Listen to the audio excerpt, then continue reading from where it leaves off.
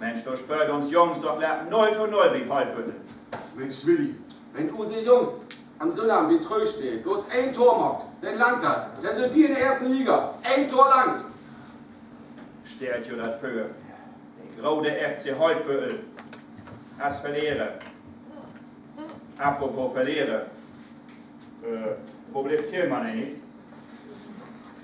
Du fragte mich, Selbstmarkt Olivenbrot und dann noch eine Pizza mit den Selbstmarken Quark Öldeck. Wo machst du das? Fragte mich.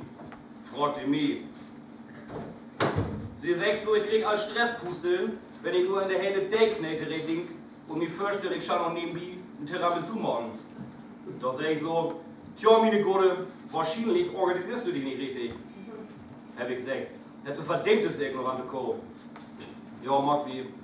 Okay, tschüssi.